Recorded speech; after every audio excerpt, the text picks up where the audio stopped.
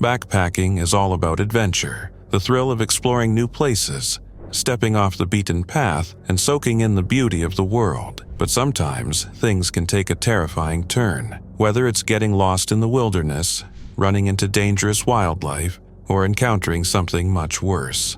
Backpacking can be risky if you're not prepared. Over the years, there have been some truly horrifying cases where people set out on what was supposed to be the trip of a lifetime, but never made it back. In this list, we're diving into 5 of the worst backpacking deaths in history. Stories that will make you think twice before heading into the unknown. It was supposed to be a peaceful journey, a spiritual retreat deep in the Wyoming wilderness. A chance for Reverend Mike Turner, a devoted 48-year-old pastor from Caldwell, Idaho, to reconnect with his faith, away from the noise of the world. At 6 feet 6 inches, he was a towering figure, but his heart was even bigger, filled with a deep love for his family and his unshakable belief in God. His only companion on this 10-day trek? Andy, his loyal black Labrador mix. They were set to travel across the unforgiving terrain of the Continental Divide before reuniting with Mike's family for a long-awaited camping trip. But that reunion would never happen. What started as a journey of peace would soon become a desperate battle against time, the elements, and the limits of human endurance. For the first few days, everything was perfect. The Wind River Range stretched out before Mike in all its untouched beauty. He even wrote in his journal about the serenity of it all, how the silence and stillness made him feel closer to God. But the wilderness is unforgiving, and when disaster strikes, it doesn't give warnings. On August 2nd, just 4 days into the trek, things took a deadly turn. While crossing a treacherous boulder field over 11,000 feet high, Mike noticed Andy struggling. The jagged rocks had shredded the dog's paws, leaving him limping in pain. Concerned, Mike decided to take an alternate route, one that would be easier on his companion. It was a decision made out of love, but it would lead him straight into the jaws of death. As he carefully picked his way across the shifting rocks, Mike stepped onto a boulder. It wobbled beneath his weight. He tried to shift his footing. Too late, the rock gave way. In an instant, he lost control. He lunged, trying to regain balance, but his foot slipped between 2 massive rocks.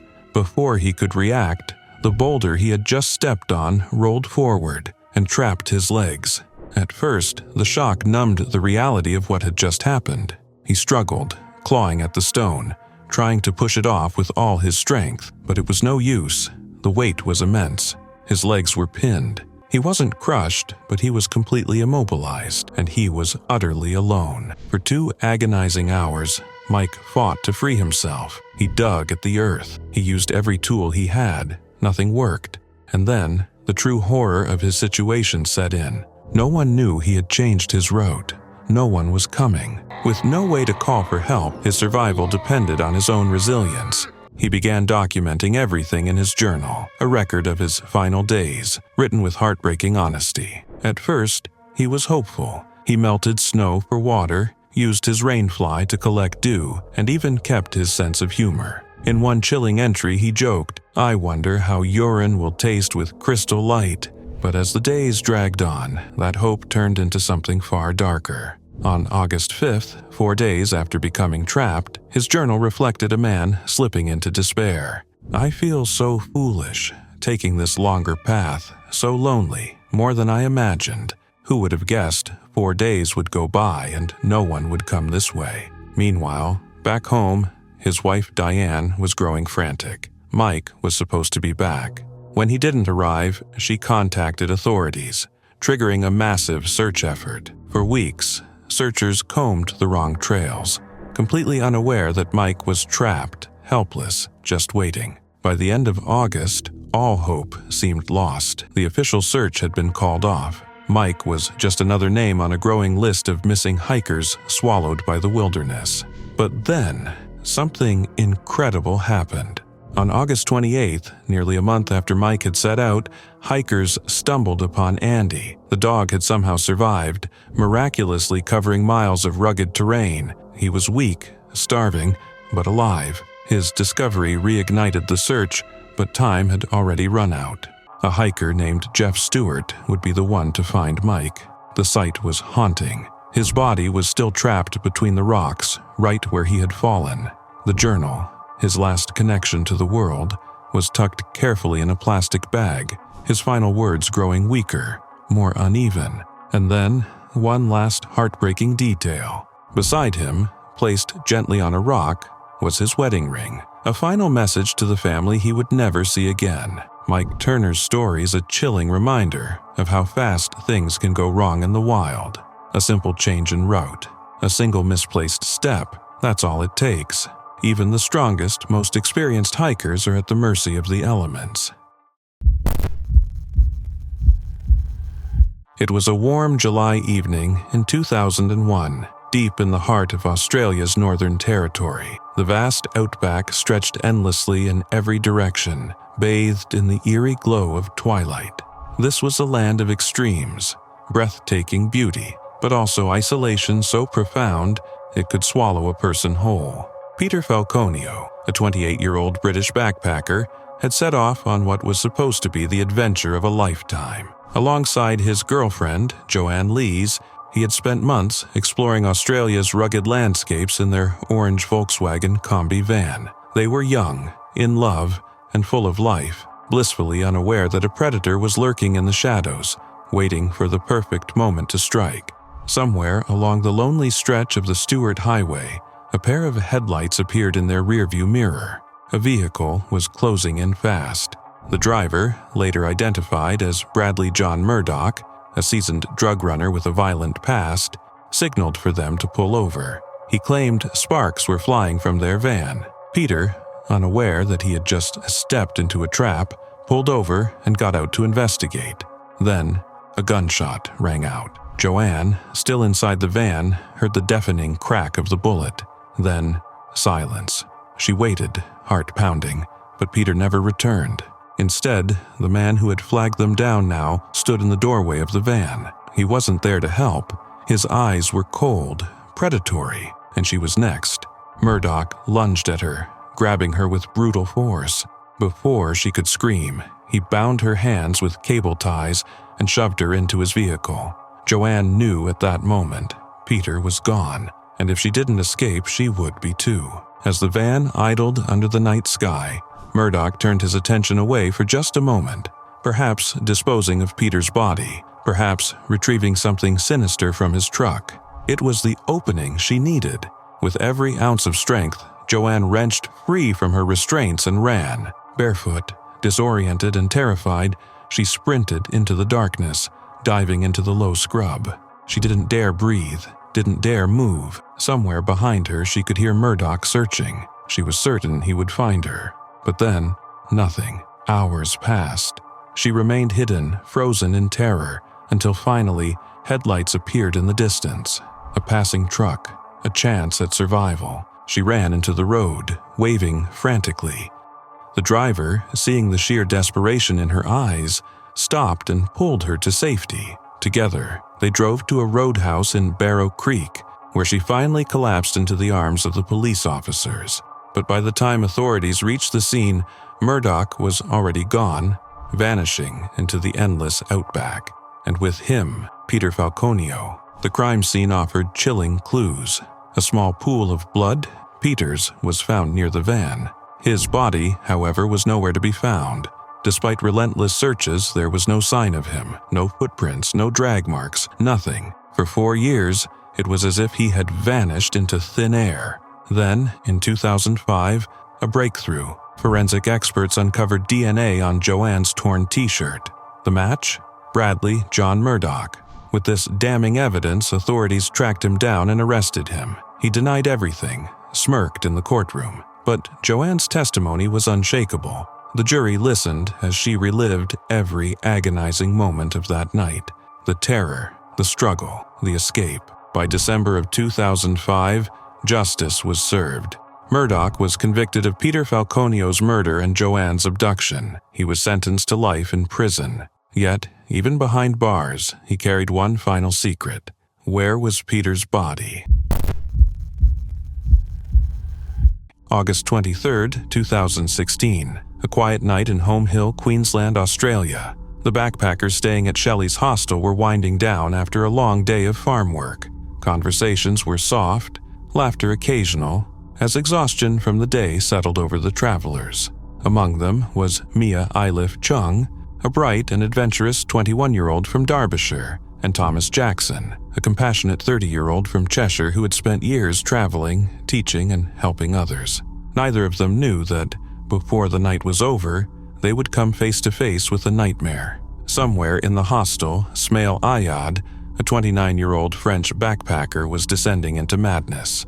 Under the influence of cannabis and gripped by psychosis, his mind had spiraled into something dark, something violent.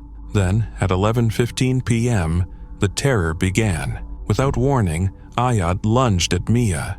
The knife flashed under the dim hostel lights as he stabbed her repeatedly, his rage unleashed in a savage flurry of violence.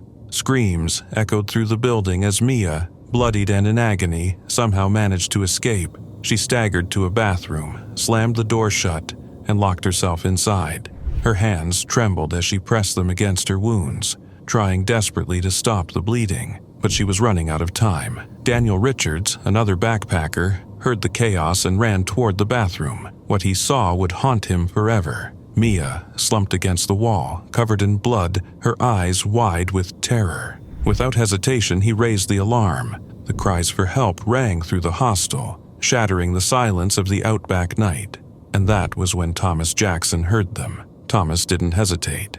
Rushing toward the bathroom, he found Mia and immediately realized the horror of the situation. She was bleeding out. She needed help. He stayed with her, trying to comfort her, trying to shield her. But the true nightmare was still unfolding. Ayad, still gripping his blood-stained knife, returned. Moments earlier, in a bizarre, delirious episode, he had leaped from a balcony, convinced he could fly. But now, his eyes burned with something else, a relentless, unchecked rage. Thomas, thinking for a moment that Ayad might need help, stepped toward him. It was the kind of person Thomas was, selfless, kind, always willing to help someone in distress. But in that instant, kindness became a fatal mistake.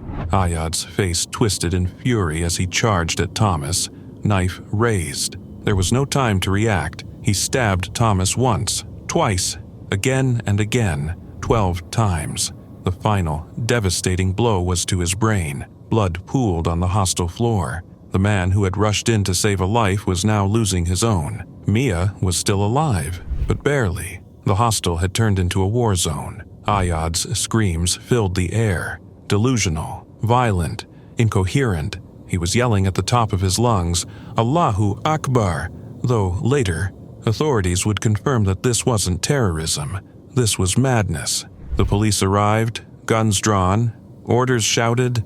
Ayad was taken down, but the damage had already been done. Mia was pronounced dead at the scene. Thomas was still breathing. Rushed to Townsville Hospital, Thomas was placed on life support. His family, thousands of miles away in England, prayed for a miracle. His mother, father, and sister clung to hope that somehow, some way, he would survive. But after 6 agonizing days, on August 30th, 2016, Thomas took his final breath. The man who had thrown himself between a madman and his victim, the man who had chosen courage over fear, kindness over self-preservation, was gone. The tragedy rocked Australia. 2 young lives stolen. A horrific, senseless act of violence that defied understanding. Investigations revealed Ayad's state of psychosis, the cannabis in his system, his unraveling mind. In 2020, a Queensland coroner's report confirmed that Ayad was legally insane at the time of the killings. Criminal charges were dropped. There would be no trial, no justice, only grief. Thomas's parents, Leslie and Sandra, were shattered. "We think about him all the time," Leslie said, his voice heavy with sorrow. Sandra's words were even more heartbreaking. "I'll never get over it. You just learn to live with it." His sister, Liv, took to Facebook to share her devastation, but in her grief, she made a plea. Remember Thomas not as a victim, but as a friend who brought joy and kindness to the world. The world did not forget Thomas Jackson. In the years that followed, His bravery was recognized with one of the highest awards for heroism, the Queen's Gallantry Medal. His mother accepted the medal on his behalf from Prince William at Buckingham Palace. In Queensland, his sacrifice was honored. His name is remembered, his story is told, but none of it can change the reality of what happened. On May 31, 2019, in the heart of Peru's Yanachaga-Chemillane National Park, 25-year-old British backpacker Elizabeth "Lizzie" Orchard set out on a trek she had been planning for months. An environmental enthusiast with an insatiable thirst for adventure, Lizzie had been exploring South America alongside her sister, Rachel, and Rachel's boyfriend, Callum Jones. Together, they had marveled at the untouched beauty of the dense rainforest, trekking through its twisting trails and towering canopies.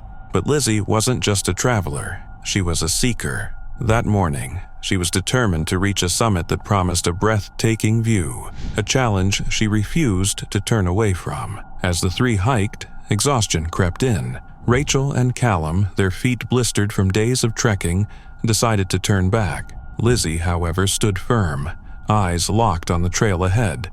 "It's only 20 minutes away," she assured them, brushing off their concerns. "I'll be fine." They hesitated, but in the end, they trusted her judgment. As they made their way down the path, Lizzie pressed forward alone, unaware that this decision would lead to her final moments. As the hours passed, the dense jungle swallowed the light. The sun dipped below the mountains, plunging the forest into an eerie darkness. Still, Lizzie pressed on, reaching the summit just as the last slivers of daylight vanished.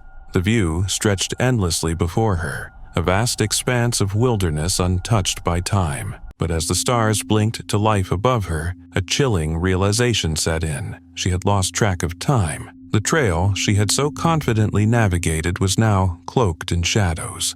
Every direction looked the same. Instead of retracing her steps, Lizzie made a fateful decision. She remembered passing a waterfall earlier and reasoned that descending alongside it might lead her back faster. But this was no marked path. The terrain was treacherous, steep, slick with mist, and unrelenting. Still, she took her first step down. Then, in an instant, her luck ran out. A single, misplaced step.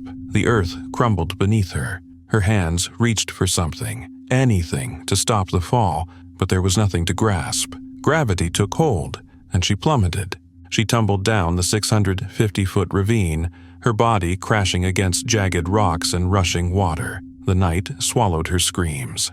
When the forest finally fell silent again, Lizzie lay motionless at the base of the waterfall, her journey ending where she had hoped it would lead her home. Back at the hostel, Rachel and Callum waited. Hours stretched into the night. Then morning came. No Lizzie. Panic began to set in. By midday, they alerted the authorities, and the search for Lizzie Orchard began. Peruvian authorities, familiar with the ruthless terrain of the national park, launched a desperate search. 50 police officers, firefighters, and park rangers combed the jungle, hacking through dense undergrowth, calling her name into the vast silence. Lizzie's parents, Rupert and Cecilia Orchard, flew to Peru, their hearts trapped between hope and dread. The days dragged on. 6 excruciating days of searching. Then, on June 6, 2019, the search came to a devastating end.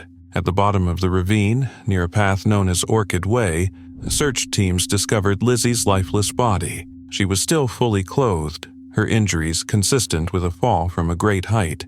The jungle had taken her. Lizzie Orchard had chased adventure to the ends of the earth. She had stood on mountaintops, crossed wild rivers, and walked paths few dared to take. And in the end, it was that same fearless spirit that led her into the night, into the unknown, where the jungle whispered its final farewell.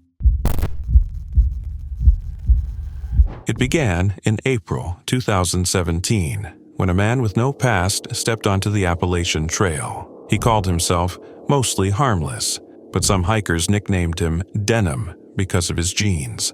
He carried a heavy backpack, a notebook filled with mysterious computer code, and an aura of quiet detachment.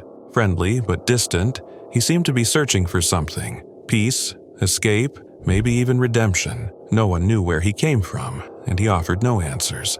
For over a year, Mostly Harmless wandered the wilderness, surviving off the land, never using a phone, never leaving a trace. He made friends along the trail, but kept them at arm's length, as if he knew he wouldn't be around long. The Appalachian Trail was a place of solitude, a refuge for lost souls.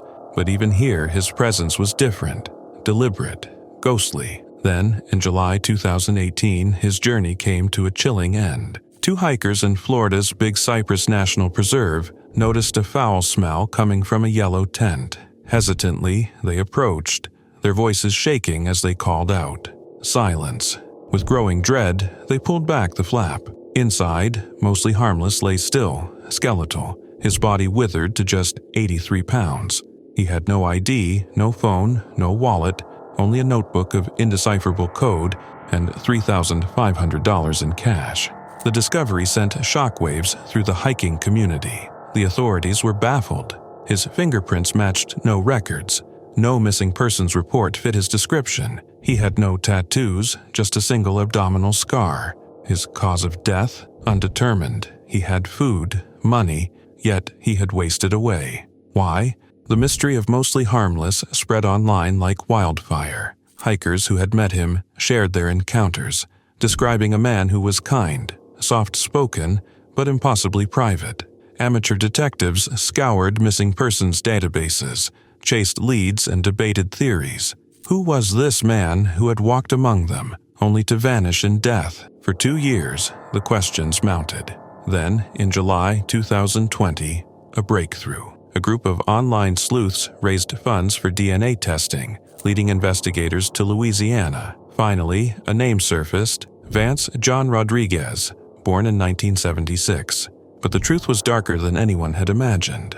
Rodriguez had lived a fractured life, brilliant but troubled, withdrawn, tormented by his past. Those who knew him described a man haunted by mental struggles, prone to anger, and obsessed with coding. The scar on his abdomen, self-inflicted at 15, a wound that nearly ended his life. In 2017, he vanished, leaving behind his apartment, passport, credit cards, erasing himself. For 15 months, he wandered the trail, forming fleeting bonds but refusing to stay.